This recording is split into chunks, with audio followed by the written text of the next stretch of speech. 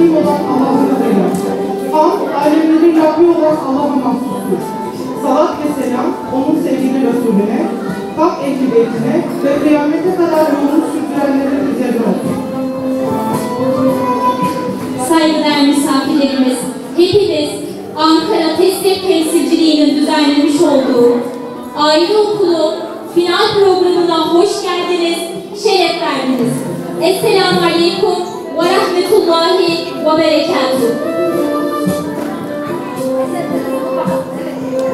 Tesettür Seferberliği ve Erdemli Kadınlar Derneği olan TESEP, 2011 yılında insanların yarısı kadındır, diğer yarısını yetiştiren de kadındır ilkesi gereği çalışmalarının ana eksenine kadını ihyaya alan ve bu şekilde toplumu sırat müstakil üzere inşa etmeye hedefleyen bir platform olarak yola çıkmıştır.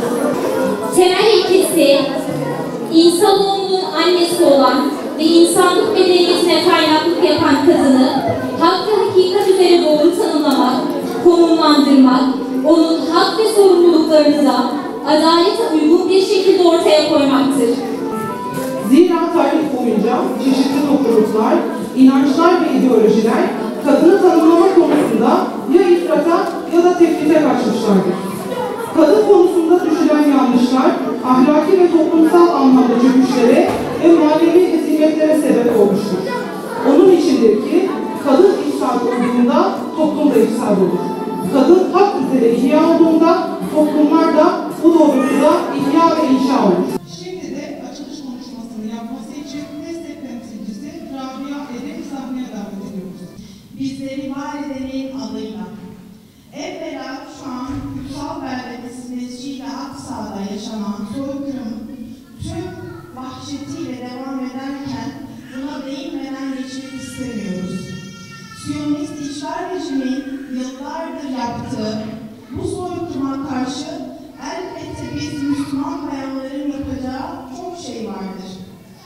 Sezai Karakoç Üstad'ın da söylediği üzere çağımızda cihadın sadece cephede savaşmak olmadığını bilecektir dirilişleri sözü ışığında gelin elimizdeki tüm imkanlarımızla Gazze'li kardeşlerimize bir umut ışığı olalım.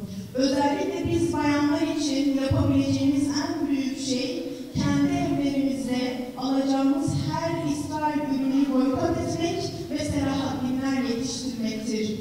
Kudüs'ü, Mescid-i Aksa'yı ve onun davasını hiçbir zaman evlerimizden, hanelerimizden, çocuklarımızdan esirgemeden haykırarak onların temiz imanlarına ve kendi yuvalarımızı o dava ile süslemektir. Öncelikle TESEP olarak 4 hafta boyunca Aile Okulu adı altında düzenlemiş olduğumuz programımızın final etkinliğine hepiniz hoş geldiniz, sefalar getirdiniz. Yapmış olduğu açılış konuşmasından dolayı Rabia Er'e teşekkür ediyoruz. Allah razı olsun. Cennetin şubeleri olan evler, asil bir amel olan nikahla atılmış, muhabbetle harcı yoğrulmuş, merhametle sıvanmış, adaletle ayakta duran, saadetle kurulan evlerdir. O evler, Kur'an'ın gölgesinde olan, her daim ilahi mesajların dinlendirildiği ve yaşandığı evlerdir. O evler Hz. Peygamber'in hakem, sahabenin dost, alimlerin rehber, kitapların azık, namazın reva olarak görüldüğü evlerdir. O evler karanlığın umumi bir hale geldiği bu zaman ve zeminde nur saçan Darül Erkamların ve Suffaların şubesi olan evlerdir. Değerli misafirlerimiz, şimdi de sizleri TESTEP tanıtım videosuyla baş başa bırakıyoruz. Tesettür Seferberliği ve Erdemli Kadınlar Derneği. Biz, insanların yarısı kadındır, diğer yarısını yetiştiren de yine kadındır ilkesi gereği çalışmalarının ana eksenine kadını ihyaya alan ve bu şekilde toplumu sırat-ı müstakim üzere inşa etmeyi hedefleyen bir sivil toplum kuruluşuyuz. Videosunu hazırlayan kardeşlerimize teşekkür ediyoruz. Peygamber Efendimiz sallallahu aleyhi ve sellem şöyle buyurdu. Sizin en hayırlınız ailesine karşı en hayırlı olanınızdır. Ben de aileme karşı en hayırlı olanınızdır.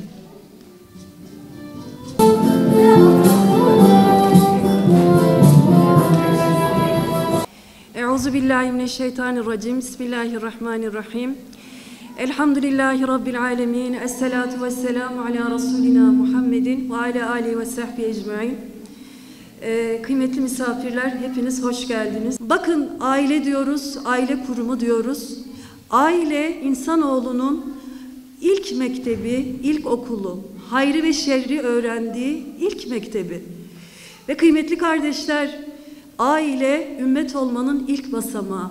Bakın, bugün ümmetin suskunluğunu, ümmetin acizliğini, ümmetin pasifliğini konuşuyoruz. Ama dönüp dolaşıyoruz, yine aile davamıza geliyoruz. Çünkü biz ilk basamağı atlayarak geçmeye çalıştığımız için bütün hedeflerimizi ıskalar olduk. Ümmet olarak, toplum olarak, fert olarak.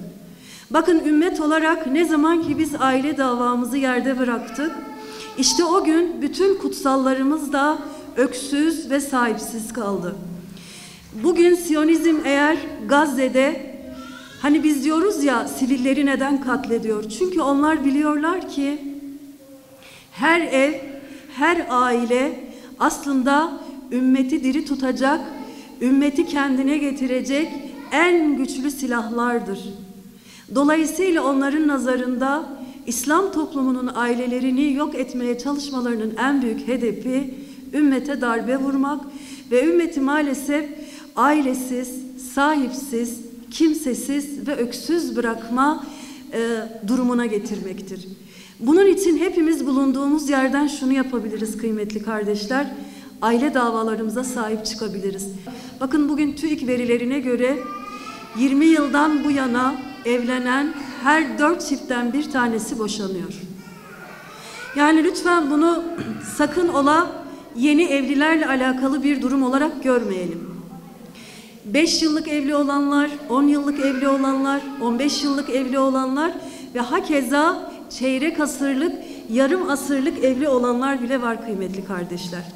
Şimdi hal böyleyken şunun arayışına giriyoruz. Ne oldu da toplumda aile kurumu bu şekilde çatırdar oldu? Aile kurumu neden çatırdıyor? Bunun nedenleri acaba ne olabilir?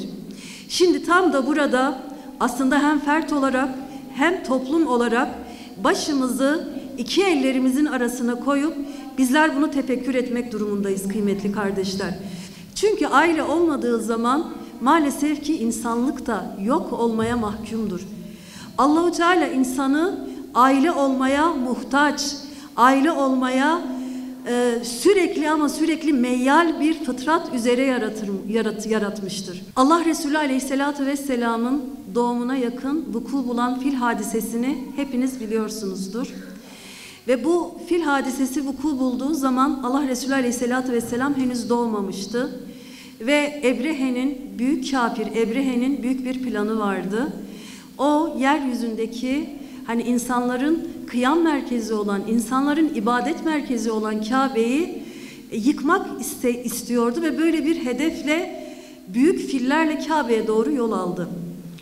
Ve Kabe'ye doğru yol alırken kıymetli kardeşler biliyorsunuz ki Rabbimiz ebabillerini gönderdi ve o fil ordusunu büyük bir hezimete uğrattı.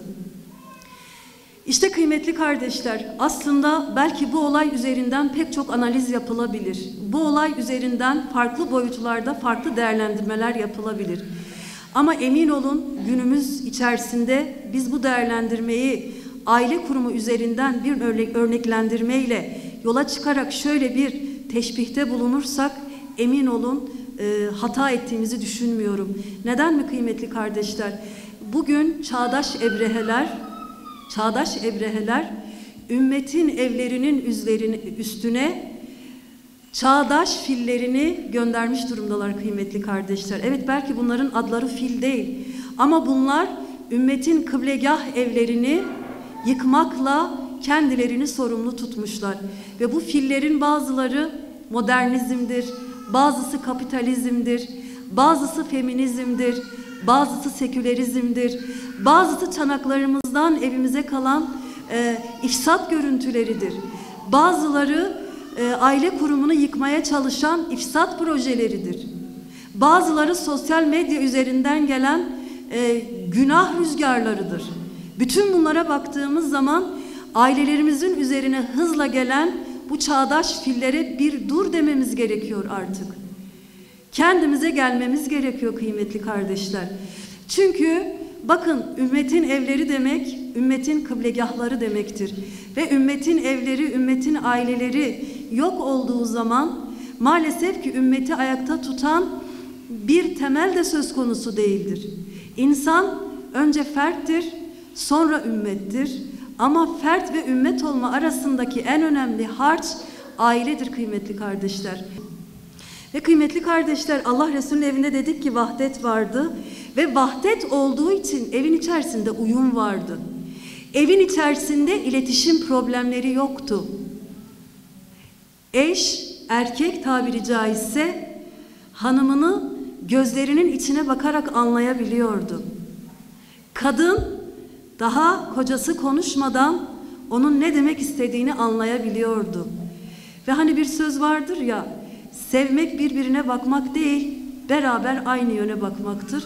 Evet, onlar birbirlerine bakıyorlardı muhabbetle ama ilişkilerindeki asıl dinamik hep beraber aynı yere bakıyorlardı. Nereye bakıyorlardı? Rızayı ilahiye bakıyorlardı. Ve kıymetli kardeşler, Allah Resulü'nün evinde şefkat ve merhamet vardı. Bununla ilgili müşahhas bir örnek verecek olursak eğer, hepiniz Hazreti Safiye'yi bilirsiniz. Hazreti Safiye babasını kaybettiği gece sabaha kadar ağladı. Ve Hazreti Safiye anlatıyor, diyor ki Allah Resulü sabaha kadar uyumadı Hazreti Safiye ile beraber. Hazreti Safiye'nin acısını kendi acısıymış gibi hissetti. Hazreti Safiye'nin duygularını onunla paylaştı ve gözyaşlarını elleriyle sildi. Kıymetli kardeşler, bakın bugün günümüzde dedik ya, evli olan ama aile olmayı beceremeyen o kadar çok insan var ki. Kadın gece uyurken eşinin kafasından geçenlerden habersiz. Erkek gece uyurken eşinin kalbinden geçenlerden habersiz. Bedenler bir arada ama ruhlar başka yerlerde geziniyor. Şimdi böyle bir ailede kıymetli kardeşler, neden bu durum hasıl oluyor? Çünkü şefkat ve merhamet eksikliğinden. Bakın kıymetli kardeşler, insanlar kelimelerle konuşurlar, kavramlarla anlarlar. Kavramların içerisi boşaltıldığından beri bizler birbirimizde yanlış anlar olduk ve pek çok kavramı da olması gereken yere getiremedik. Yapmış olduğu güzel konuşmasından dolayı teşekkür ediyoruz. Allah kendisine razı olsun. Değerli misafirlerimiz, şimdi TESEP temsilcilerine plaket takdimi yapılacak. Plaketleri vermesi için TESEP Genel Başkanı Bizdane Kurtaran hocamızı tekrar sahneye davet ediyoruz.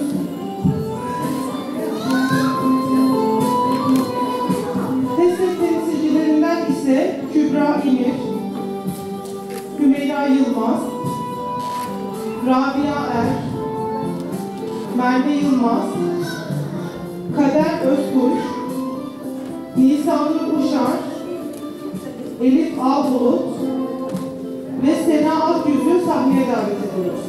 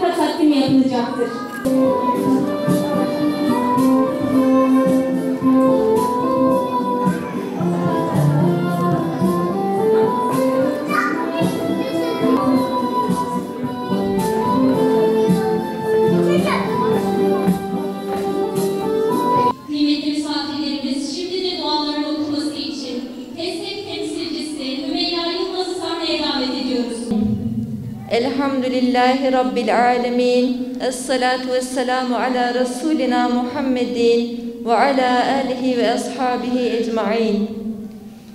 Allah'ım, ailemizde Hazreti Adem ile Hazreti Havva, Hazreti Muhammed ile Hazreti Hatice, Hazreti Ali ile Hazreti Fatma arasında var olan sevgi ve geçimi bizlere de nasip ve müyesser eyle. Yapmış olduğu duasından dolayı destek temsilcisi Hümeyra Yıldız'a teşekkür ediyoruz. Kıymetli misafirlerimiz, programımız burada sona ermiştir. Bizi sabırla dinlediğiniz için teşekkür ederiz. Daha nice programlarda bir arada olmak